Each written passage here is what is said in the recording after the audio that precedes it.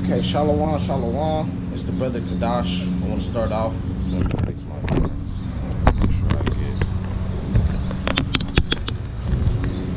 I want to start off by saying, giving all praises to Yahweh, Bahashem, Yahweh Shai, Bahashem, Kadash. Double honors to the apostles and the elders. Peace, blessings, and honors to all the brothers in this truth. Selassie.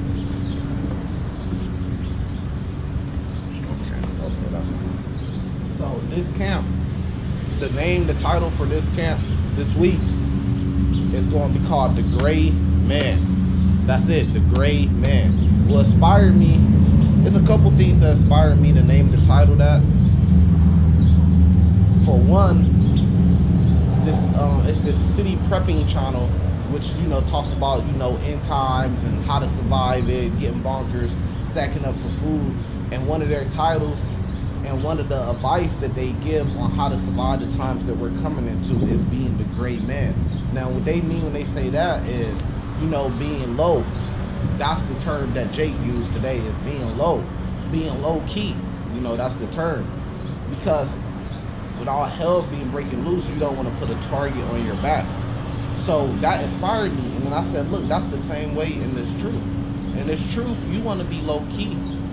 I mean, the terms we use, you want to fly low so you don't get clipped. You want to be the gray man. Now, not to get that mixed up with being lukewarm, you still want to be on fire. But some of the things personally, as a young man sitting back watching, the elders and watching the, different men that's in this truth that is on fire, that's not so low key, the brightest star always burns out quicker. They always get clipped because it seems like when you get to a certain level in this truth, then certain things come your way. Like what Biggie used to say, more money, more money, more problems, but more power, more problems. The more power you get, then that's when you will slip up, you'll go off because none of us is perfect. Then you got another camp rushing in, bum rushing you to get on you. That only leads you to do more, to get worse, to wax worse and worse. And then it becomes a cycle. So you have all those things when you want to get so high. And brothers want to come in the truth. From my own experience, seeing that brothers want to come in the truth, and brothers want to go straight to the top and be a top guy, want to make a lot of noise. But what happens when you skip like that, you skip stages.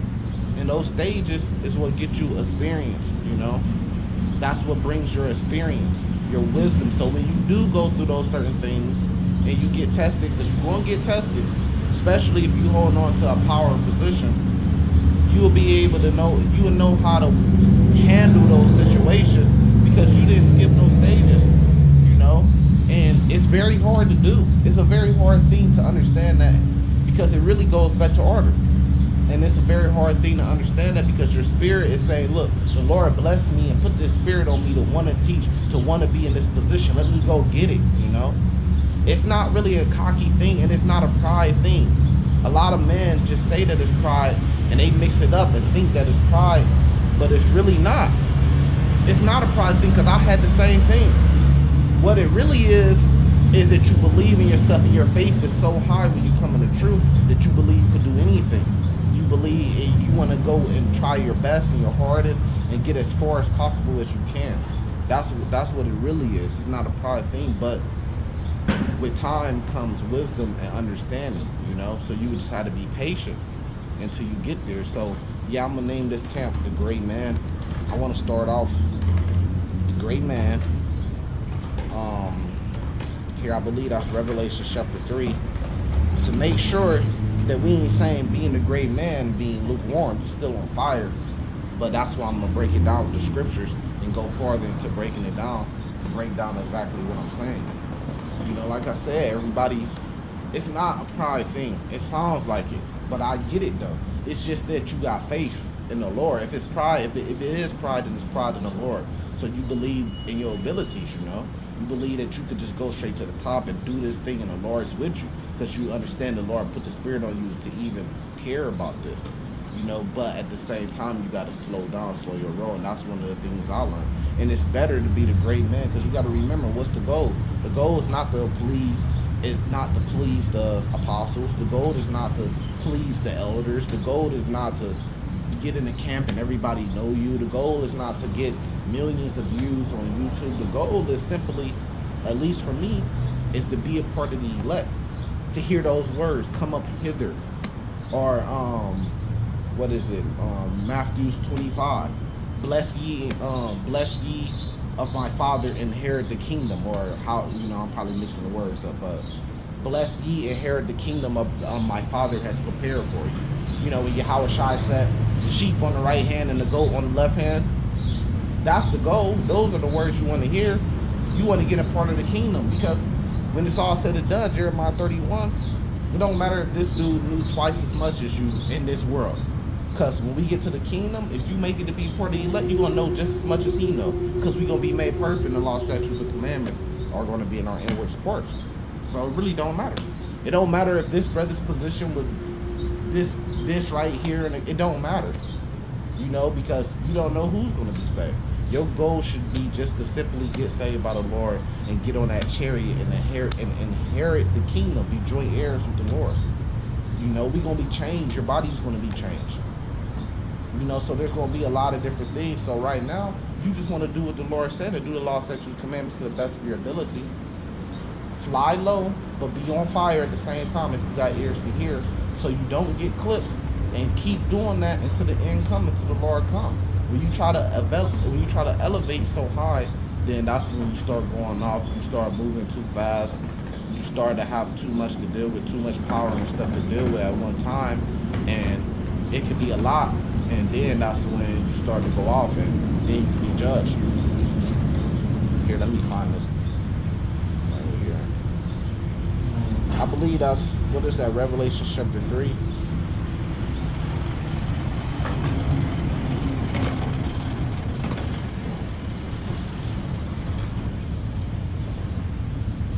Here, let me find where it's at.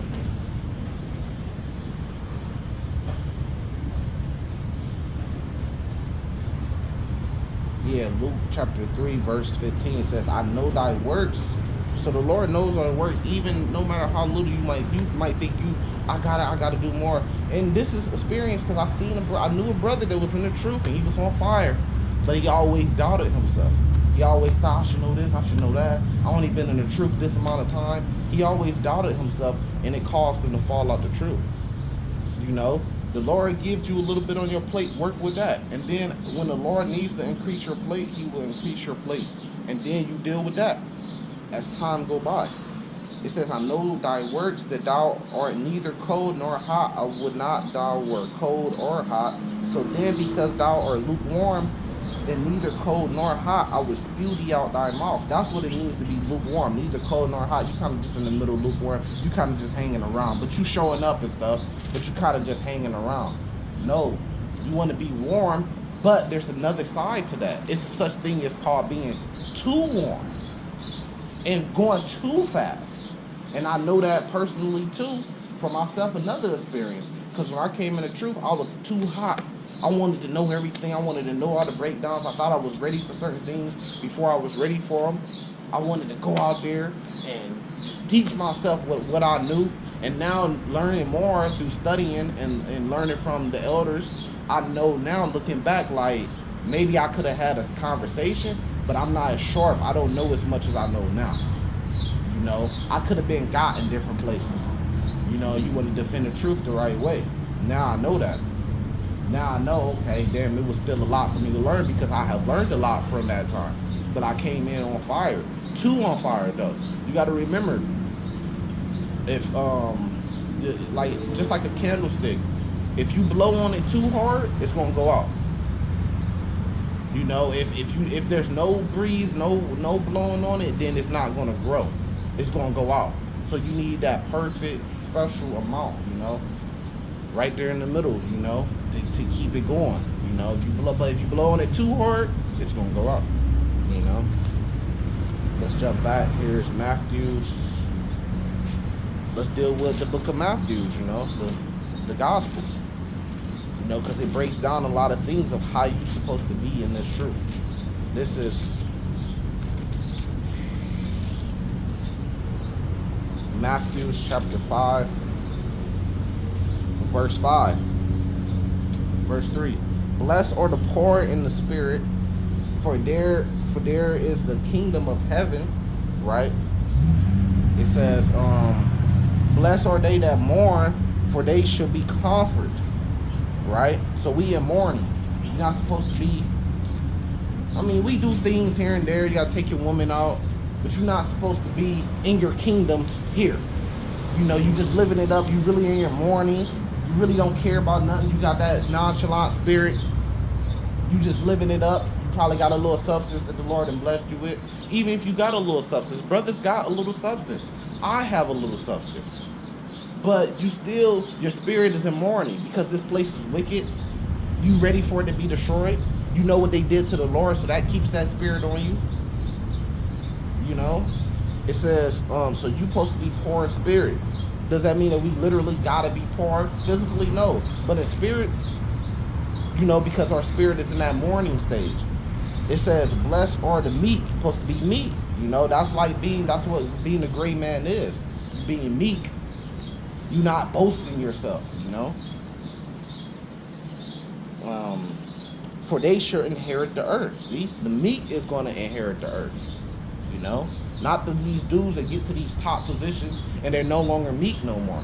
They're boastful. I'm this. I'm that. I could do this. You gotta listen to me. I'm putting out orders. I'm the top guy. That's not being meek, man. But it says the meek will inherit the earth. It says, blessed are they which do hunger and thirst after righteousness, for they should be filled. So you got to always think of what's the righteous thing to do, the righteous way to handle things, right? With everything. Blessed are the merciful. You got to be merciful, for they shall obtain mercy. So you see it both ways. You see a dude, he go off, and then you see these other guys, they come and they just ready to cut his head off. They going full throttle with him. They not merciful. You got to be merciful. You got to think if you was in that position. You know, you rebuke strongly, but at some type of point, there got to be some type of mercy given. Because that's the same thing we asking of the Lord, for mercy. You're guilty of one sin, you're guilty of them all.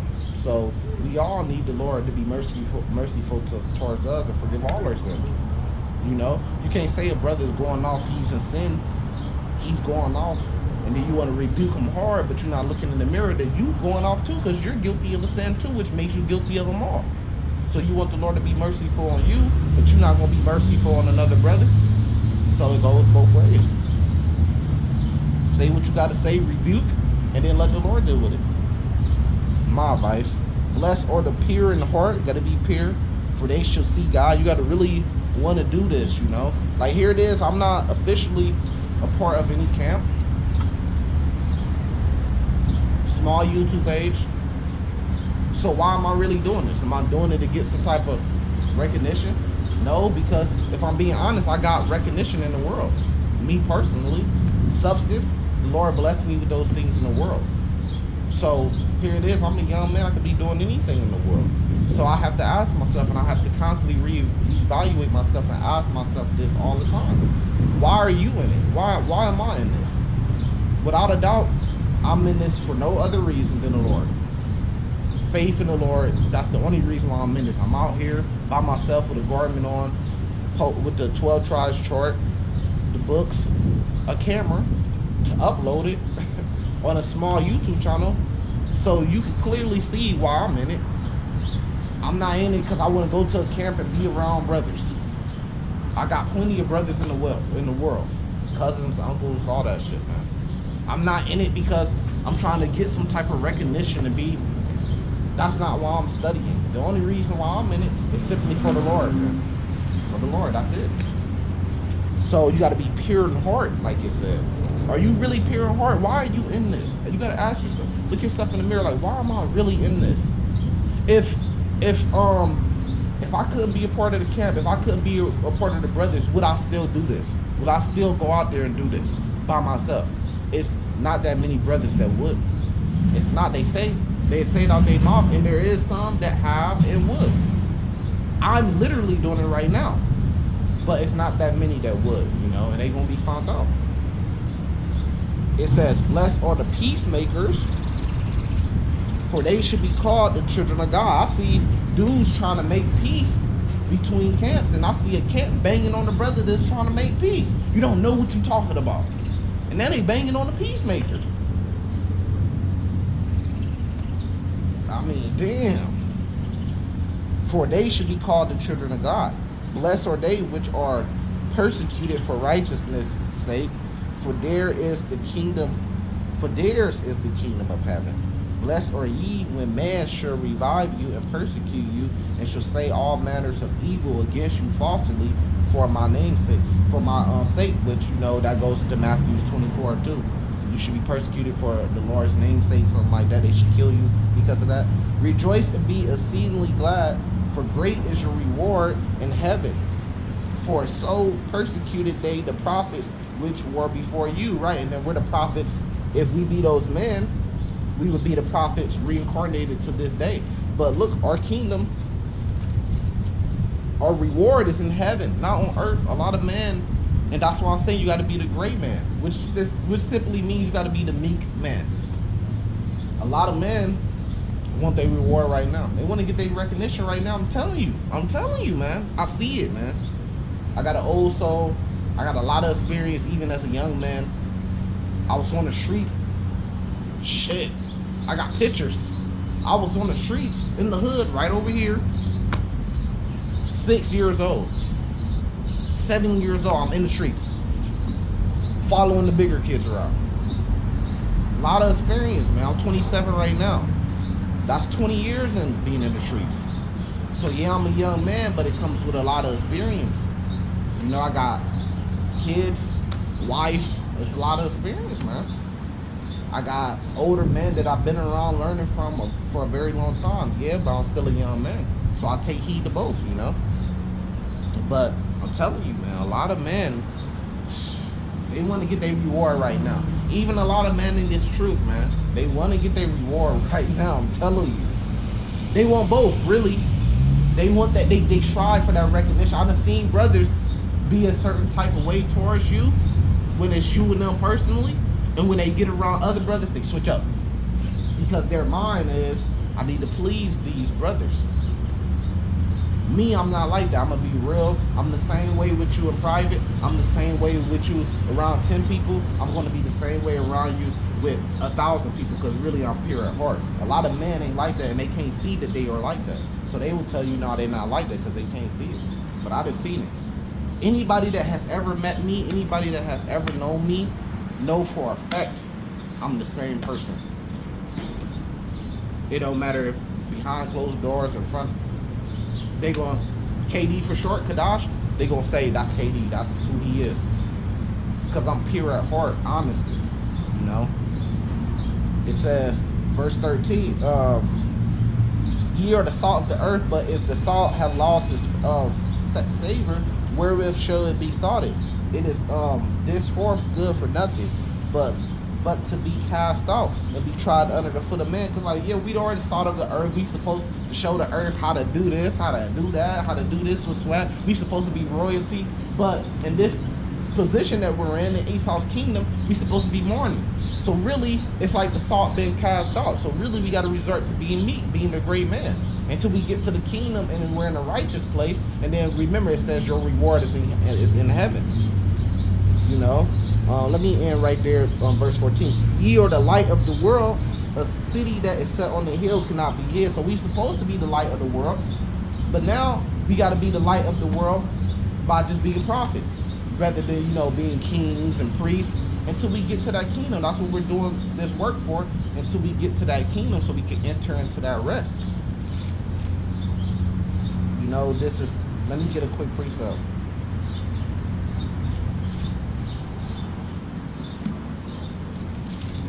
Hebrews 4 verse 11, let us labor therefore to enter into that rest, lest any man fall after the same example of unbelief. So right now we in a laboring, we're in a mourning, we're in a meek mode.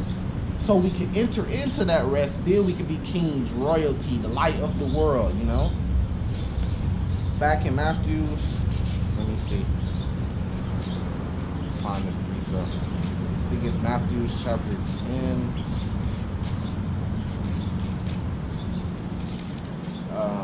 think it's like verse 21. Okay. So this is an example, and now I'm finna give you some examples of why you supposed to be meek, why you supposed to be humble, why you supposed to be the great man, fly low, because the times that we're coming into. So not only is it just gonna be about this camp banging, you know, they be when the camps start getting on each other, I call it banging. I'll be like, they just banging on each other, because it's like gang shit. It's like they just banging, they ready to go. It don't matter what you say. If you from this camp, you're not gonna agree with anything they say on that camp. You're not gonna come out publicly and say it. So really, you just banging. You know, y'all just banging on each other. You're not gonna come out publicly and say, yeah, they were right on this certain thing. It's only few brothers that would do that, you know, and elders and apostles that would do that, you know. But the guys under them, they just gonna bang. You know, and then the big homies gotta come settle everybody down. Settle down. See it all the time, you know. And then the guys under them is looking foolish. But it's gonna come a time where things is going, you got all held, like the movie The Last Purge. You got the purge going on the street, and then just like that show that I'll be watching, that Channel City Prepping, you gonna have to lay low, or you gonna be clipped. When all hell break loose, man, don't be out here at the stars looting. Don't be out here front row for all the shenanigans and shit like that, man. You want to be low, because like even on City Prepping, they say you got to survive the first 2 months. They said after the first 2 months, most people will be dead. Then you could come out and get the things you need, because it'd be empty. But they said the first 2 months is critical. If you can stay somewhere, then you lay low for the first 2 months. You know, scripture tells us to be a pilgrim on the earth, meaning you won't have to bug out. They talk about that too, if you got to bug out. You know, get your tent, you know, your camping gear, all that shit. Your dry goods, you know. But, like I'm saying, you know, you got to lay low for like they said, for the first 2 months. Because the first 2 months, everybody going to be out here looting, gangs took over the city, people killing, race wars. You got people trying to get whatever substance they can to survive. After those first 2 months, the people that didn't prepare, because they didn't see it coming, it came up on them like a thief in the night, they're going to be dead. So that's what they're saying. And this is going to be happening. This is Matthew chapter 10, verse 21. And brother should deliver up brother to death. Look, and father the child. So fathers delivering up their children. There's going to be a lot of cannibalism. Fathers eating their children. And the father, the child, and the children shall raise up against their parents and cause them to be put to death. And ye shall be hated of all men for my name's sake, but he that endureth to the end shall be saved. And you see that in Matthew chapter 24, if I get this precept. And especially us, because everybody's going to put this all on us and make it seem, especially with what Esau different deceiving methods, he's going to try to put it on us and make it seem like this is all happening by the way of us, some type of way. So they really going to hate us for the Lord's name's sake, and they're going to deliver us up. Matthew 24, verse 9. Then shall they